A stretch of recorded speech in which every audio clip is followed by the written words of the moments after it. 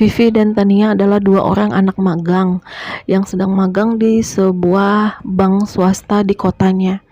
Jadi Vivi dan Tania ini rumahnya cukup jauh dari tempat mereka magang ini. Jadi kadang kalau siang jam istirahat, mereka berdua itu memutuskan untuk istirahat di kantor. Biasanya mereka akan mencari makan yang lokasinya dekat-dekat tempat mereka magang itu. Tapi siang itu hujan panas, jadi Vivi dan Tania memutuskan untuk istirahat di kantor aja setelah minta izin kepada karyawan yang ada di ruangan itu agar mereka tidak keluar dari ruangan itu. Akhirnya mereka memutuskan untuk istirahat dan tiduran di ruangan itu. Jadi di ruangan tempat mereka magang itu terdapat sebuah bilik kecil yang digunakan karyawan di situ untuk sholat dan untuk istirahat. Nah, hari itu para karyawan di ruangan lantai 3 itu sedang istirahat. Mereka istirahat di luar semua. Jadi Vivi dan Tania tinggal berdua aja di ruangan itu. Salah satu karyawan berpesan sama Vivi dan Tania untuk mengunci pintu ruangan rapat-rapat sampai mereka pulang, karena ruangan itu tempat ruangan menyimpan dokumen-dokumen penting. Jadi tidak ada satu orang pun yang boleh masuk ke situ kalau tidak ada karyawannya. Jadi Vivi dan Tania memutuskan untuk tidur siang sembari menunggu karyawan yang istirahat itu pulang. Ketika mereka sedang tidur siang, Vivi dan Tania ini merasakan tubuhnya tuh merinding. Terus si Tania bilang lah ke Vivi, "Vi, kamu ngerasa nggak kok suasananya nggak enak ya? AC-nya hidup tapi kok kita agak gerah," kata Tania bilang kan. Terus Vivi bilang mungkin karena cuacanya lagi hujan panas, jadi bawaannya nggak enak cuacanya, kata Vivi bilang gitu kan. "Oh iya mungkin," kata Tania bilang kan. Akhirnya mereka ngelanjutin lah tidur lagi. Nah, ketika si Tania ini udah tidur terlelap, Vivi ini baru mau menjamkan mata setelah main HP sebentar gitu kan, ngecek-ngecek media sosialnya. Vivi memutuskan untuk tidur. Ketika mau tidur, Vivi ngedengar di telinganya ada suara orang yang berbisik. Suaranya itu agak besar gitu, seperti suara laki-laki berat dan besar. Suaranya itu seperti suaranya tuh seperti menghembuskan nafas tepat di telinga kanannya Vivi. Jadi Vivi tidur itu menghadap ke samping kiri. Terus Vivi kaget, dia bangun duduk ngelihat sekelilingnya nggak ada. Dia lihat Tania masih asikkan tidur, udah terlelap. Ya udahlah, akhirnya Vivi memutuskan untuk tidur sambil menyetel ngaji di YouTube. Setelah jam 1 karyawan di ruangan lantai 3 itu kembali ke kantor, Vivi memutuskan untuk tidak cerita kepada siapapun tentang kejadian yang terjadi sama dia tadi, karena dia pikir mungkin dia salah dengar. Malamnya Vivi kan tidur di rumahnya. Ketika jam 12:30 malam, Vivi ini kebangun. Jadi dari plafon di rumahnya itu, di dalam plafon rumahnya itu kedengaran seperti ada suara orang menggaruk langit-langit kamarnya, kayak ada kuku-kuku yang mencakar-cakar langit kamarnya. Tapi Vivi ini ngerasa kayak mungkin aja itu kucing atau entah binatang tikus atau apalah gitu kan. Ya udah, Vivi akhirnya ke toilet. Setelah dari toilet, Vivi lanjut mau tidur lagi, dan ketika baru mau memejamkan mata, Vivi ini ngedengar ada suara gemuruh lagi kayak yang dia dengar di tempat dia magang tadi siang. Jadi suaranya itu sangat berat, kayak suara laki-laki gitu, kayak suara tarikan nafas kayak tadi siang lagi gitu loh. Kayak Vivi kaget dong gitu kan. Akhirnya Vivi ke kamar ibunya. Vivi bangunin ibunya. Vivi tanya lah ke ibunya, ibunya ada nonton apa enggak atau lagi nyetel apa gitu kan. Terus ibunya bilang ibunya dari tadi tuh baru selesai sholat tahajud dan nggak ngapa-ngapain, kata ibunya, mau lanjut tidur lagi. Ya udahlah, Vivi akhirnya mutusin untuk balik ke kamarnya tidur lagi.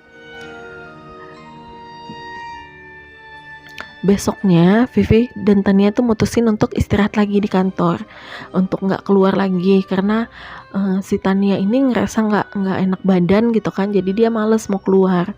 Akhirnya mereka tidurlah di kantor lagi. Nah, pas tidur di kantor, Vivi ini ngerasa kayak ada suara langkah kaki dari pintu ruangan menuju ke tempat mereka tidur. Padahal yang Vivi ingat itu kan pintu mereka kunci dari dalam, mereka yang pegang kuncinya. Terus karyawan-karyawan juga pada istirahat, baru aja istirahat gitu kan. Jam aja baru menunjukkan pukul 12.15. Berarti kan karyawan baru pada pulang istirahat gitu kan. Jadi nggak mungkin ada orang. Sementara di lantai 3 ini ruangan kerja ya satu-satunya ruangan tempat Vivi magang. Sisanya itu gudang semua. Akhirnya Pipi coba tidur dan pakai headset biar dia nggak ngedenger suara aneh-aneh. Begitu jam 1, karyawan pada datang lagi ke kantor. Salah satu karyawan itu buka pintu, dia heran. Dia panggil lah Vivi sama Tania kan. Dia tanya, tadi ada siapa masuk ke sini katanya kan. Jadi Vivi Tania bingung dong, nggak ada. Mereka jawabkan karena memang nggak ada. Terus salah satu karyawan yang namanya Mbak Una ini, dia bilang lah, kok ini ada jejak kaki yang berlumpur. Jadi dari pintu masuk ke ruangan itu sampai ke tempat mereka istirahat ada jejak kaki yang berlumpur gitu kan. Vivi dan Tania kaget dong karena mereka tidak merasa membukakan pintu untuk siapapun dan memang tidak ada siapapun. Dari tadi pun mereka tidur. Mereka jelasin lah kalau nggak ada siapapun gitu kan. Ya udah, Mbak Una ini diam aja gitu kan. Nggak lama datang Mbak Eli. Mbak Una ceritalah ke Mbak Eli. Mbak Eli lihat, loh iya jejak kakinya berlumpur, emang sengaja nggak dibersihin sama Mbak Una biar bisa ngeliatin ke Mbak Eli dan rekan kerjanya yang lain. Ya udah akhirnya mereka putusin untuk ngebersihin lah, sama-sama ngepel, panggil OB. Terus mereka juga nggak cerita apa-apa ke OB gitu kan. Nah malamnya kejadian yang sama terjadi. Jadi kalau malam sebelumnya itu suara garukan itu di atas plafon, kali ini nih suara garukan itu dari jendela kamarnya Vivi. Jadi jendela kamarnya Vivi itu digaruk sama suara kuku, tapi ini lebih awal sekitar jam 10-an. Nggak lama Vivi telepon lah salah satu temennya yang kos gitu kan. Vivi ajak temennya untuk nginap ke rumah dia. Nah temennya Vivi ini namanya Ita. Ita ini datang lah kan jam 10-an ke rumah Vivi, nginep di situ buat nemenin Vivi. Nah pas nginep di situ Ita juga ngerasa ada yang ngegaruk-garuk jendela kamarnya Vivi. Ita nanya dong, kamu abis ngapain, abis dari mana? Kata Ita kan, nggak dari mana-mana. Kata Vivi kan, mungkin itu suara binatang liar. Kata Ita kan, enggak. Kata Vivi, dari tadi malam tuh udah kayak gitu. Tadi malam tuh di atas plafon, Vivi bilang gitu kan. Tapi malam ini tuh pindah ke jendela. Akhirnya si Tania ini ngajakin Vivi baca-baca ayat kursi. Terus mereka juga baca Yasin, baca doa-doa yang mereka tahu gitu kan. Tapi suara itu tuh nggak berhenti, tetap aja kayak ngegaruk-garuk dan kembali lagi suara nafas berat itu lagi. Akhirnya Vivi dan Tania mutusin untuk tidur di kamar ibunya Vivi. Mereka cerita ke ibunya Vivi kejadian itu. Nah ibunya Vivi bingung dong, ini ada apa gitu kan. Akhirnya besoknya Vivi ini cerita lah ke Mbak Una sama Mbak Eli, karena Vivi ngerasa kejadian ini bermula dari kantor kan. Akhirnya si Mbak Una sama Mbak Eli ini mutusin untuk cerita ke salah satu saudaranya Mbak Eli ini yang indigo. Nah saudaranya Mbak Eli yang indigo ini datanglah ke kantor kan buat ngelihat. Sesampainya di kantor memutuskan untuk cerita ke Mbak Una dan Mbak Eli. Nah Mbak Eli ini dia indigo, bisa ngelihat seperti itu. Tapi Mbak Eli ini dia bisa ngendaliin, jadi tidak selalu dia melihat gitu, hanya ketika dia memanggil dan dia fokus lah untuk manggil kejadian itu gitu kan. Akhirnya Mbak Eli putusin untuk coba nih ngelihat apa yang terjadi gitu kan. Ternyata yang Mbak Eli lihat itu ada sosok makhluk kayak gundurwo gitu datang dari tanah kosong di belakang kantor mereka itu ke ruangan kerja mereka. Jadi yang hari pertama yang gangguin Vivi, yang bernafas di telinganya Pipi ya gundurwo itu, dan dia ngikutin Vivi pulang malamnya.